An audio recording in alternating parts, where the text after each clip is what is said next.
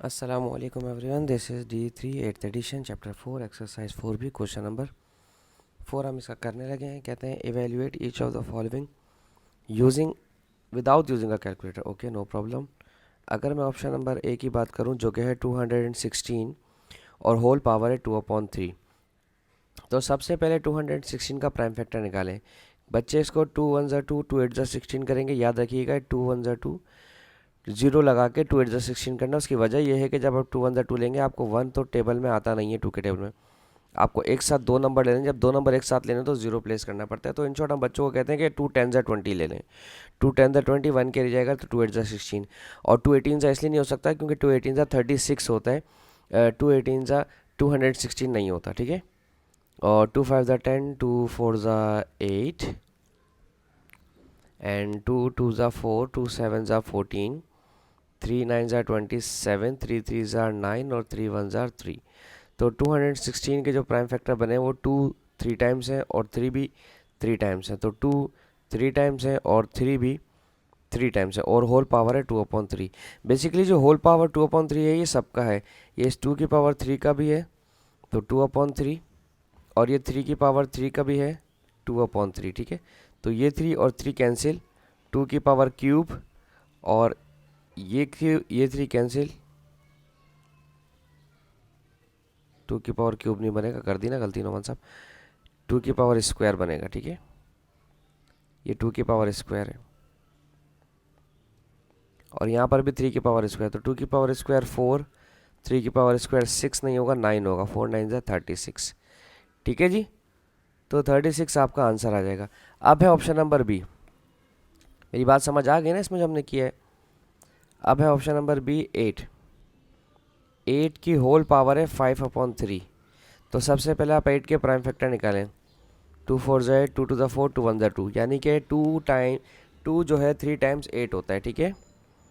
तो 2 जो है वो 3 टाइम्स 8 होगा और 5/3 ऑलरेडी मौजूद है। 3 3 से कैंसिल हो जाएगा। 2 की पावर 5, 2 की पावर 5 मल्टीप्लाई करवा दें तो ये तो ऑलरेडी 8 है।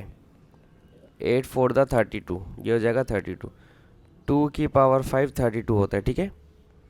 अब हम करेंगे option number C. Option C में देखें लिखा हुआ है 16 की होल पावर है 1.5।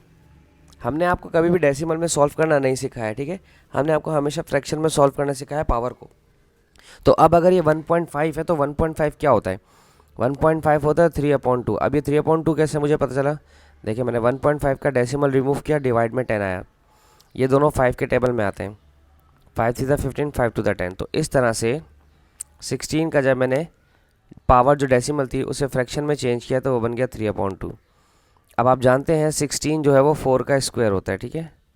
और स्क्वायर ही क्यों लिया? अब आप बोलेंगे 2 की पावर 4 भी होता है, आप वो भी ले सकते थे। मैंने स्क्वायर इसलिए लिया ताकि ये वाला स्क्वायर और ये डिनोमिनेटर वाला स्क्वायर ख़त्म हो जाए। और 4 की पावर क्यूब होता है 4 इंटू 4 इंटू 4। 4 4 16, 4 64, ठीक है। ये हो गया 64 हमारे पास, सही है। अब हमारे पास है ऑप्शन नंबर डी, देखते हैं।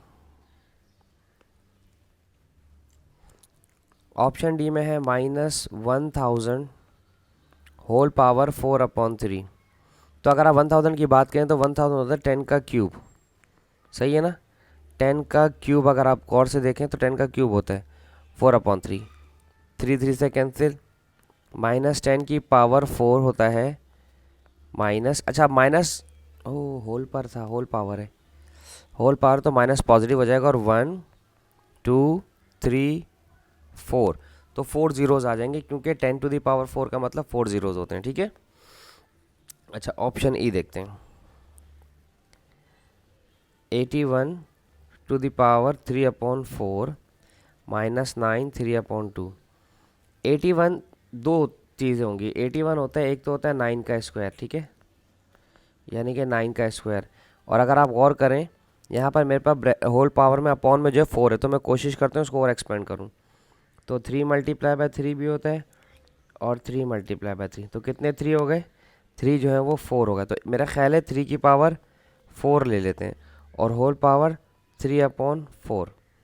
और यहाँ 9 है, 9 जो है वो 3 की पावर स्क्वायर होता है और 3/2। ये 4 4 से कैंसिल, तो 3 की पावर क्यूब माइनस ये स्क्वायर स्क्वायर से कैंसिल, 3 की पावर क्यूब, अरे वाह 3 की अच्छा यहाँ कॉमन मत ले लेना प्लीज़, कोई भी स्टूडेंट यहाँ पर कॉमन मत लेना। उसकी वजह ये है कि कॉमन लेने का तरीकाकार ये होता है, पावर कॉमन लेने का तरीकाकार ये होता है कि आप यहाँ अगर मल्टीप्लाई हो तो 3 की पावर 3 कॉमन आएगा, ठीक है, या अगर कोई 4 होगा तो उसकी पावर कॉमन आएगा, वो एक अलग का सीनरी होता है। अभी यहाँ पर 3 की power 27 minus 20, I am sorry 27 minus 27 zero हो जाएगा, ठीक है, ये हो गया ई। अब हम देखते हैं ऑप्शन नंबर एफ। ये कुछ नया है मेरे लिए। 625 और पावर है 0.75 प्लस 100 पावर क्या 2.5 है, यस पावर 2.5 है, 2.5 पावर। तो पहले तो 0.75 की बात करते हैं। 0.75 होता है 3/4 फ्रैक्शन के अंदर, यानी कि पॉइंट हटेगा तो नीचे 100 आ जाएगा। 25 3 द 75, 25 4 द 100, ठीक है। तो 625 का सबसे पहले पावर ओपन किया तो हो गया 3/4 और 100 और 2.5 की पावर अगर 2.5 को देखें तो 2.5 होता है, अल्लाह भला करे, ये हो जाएगा अपॉन में 10, तो 5 5 द 25, 5 टू द 10, 5/2, ठीक है।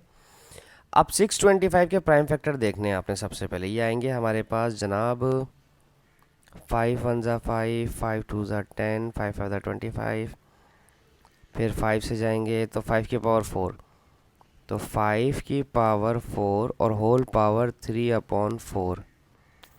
100 जो है वो 10 की पावर स्क्वायर होता है 5/2, ठीक है। ये 4 4 से कैंसिल तो 5 की पावर क्यूब, ये स्क्वायर स्क्वायर से कैंसिल तो 10 की पावर 5। अब ये मुझे देखना पड़ेगा कि इसका ये आंसर था भी कि नहीं।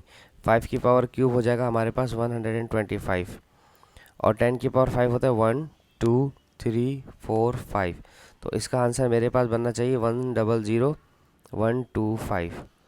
अब सवाल में ये था evaluate each of the following, ये है क्वेश्चन नंबर 7। हम इसका चेक कर लेते हैं कि इसका आंसर ये है कि नहीं है। यही इसका आंसर है, ठीक है जी। क्योंकि बाद होगा तो ऐसा होता है कि कुछ क्वेश्चन ऐसे होते हैं कि जो बच्चे कहते हैं सर आंसर मैच नहीं हुआ, तो वो मेरे प्लस माइनस की वजह से आंसर थोड़ा सा चेंज हो जाता है, और वो मैं गलती अपनी एक्सेप्ट करता भी हूँ कि हाँ यार ये मुझसे मिस्टेक हो गई, और मैं भी बॉदर नहीं कर पाता बाद का आंसर्स को। तो अगर कभी गलत आते हैं आंसर तो हम अपने आंसर को दोबारा चेक करते हैं। अच्छा, अब आपका सवाल ये होगा कि पेपर में आपको कैसे पता चलेगा कि आप सही कर रहे हैं गलत। तो मैं कहूँगा भाई प्लीज़ बी विजिलेंट, आराम आराम से और एहतियात से करें। हमारे पास जो एक टारगेट होता है हमें वो वीडियो ऑन एयर करनी होती है। बहरहाल इट्स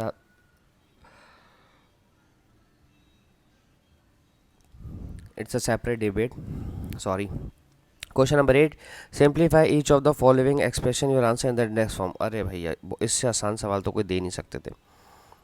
ऑप्शन नंबर ए में लिखा हुआ है 4th रूट ए, ये मैं आपको पहले भी एग्जांपल में समझा चुका हूँ कि स्क्वायर रूट होगा तो 1/2, क्यूब रूट होगा तो 1/3, 4th रूट होगा तो 1/4। ऑप्शन नंबर बी में लिखा हुआ है ब्रैकेट के अंदर बी की पावर 5 रूट बी और होल पावर 4, तो देखें 5th रूट की वजह से आ जाएगा 1/5 और होल पावर की वजह से जब पावर टू पावर मल्टीप्लाई होगी तो 4 1 ज़ा 4/5, ठीक है। और अब ऑप्शन नंबर सी देखें तो ये लिखा हुआ है cube root 2 to the sorry C to the power 2n, ठीक है। तो कुछ नहीं कीजिए, सी टू दी पावर 2n और क्यूब रूट की वजह से इस पर लिखें 1/3, और जब पावर टू पावर मल्टीप्लाई होगी तो 2n 1 ज़ा 2n डिवाइड बाई 3। अब है option number D. Option number D को अगर आप देखें तो ये है 1/n रूट ऑफ डी, तो सिर्फ आप ये देखें 1/d की होल पावर लिखें 1/n, ठीक है।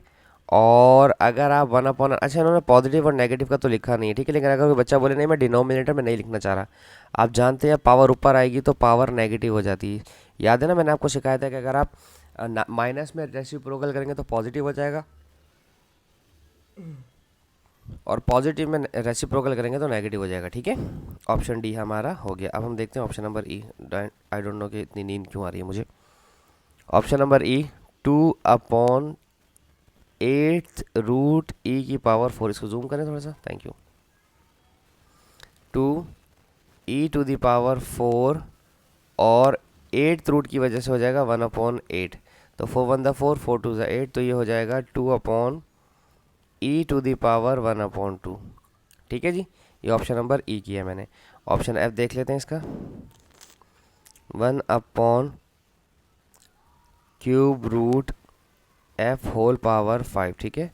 तो 1/³ की वजह से आ जाएगा 1/3 और होल पावर 5, तो 1/f 5 1 = 5/3, ठीक है। और उन्होंने हमें यही कहा था कि इंडेक्स फॉर्म में लिखिए, ठीक है। तो इसके साथ ही मेरा क्वेश्चन खत्म होता है। होप्स आपको समझाने में कामयाब रहा हूँ। Thank you so much for watching my channel. अल्लाह हाफिज़।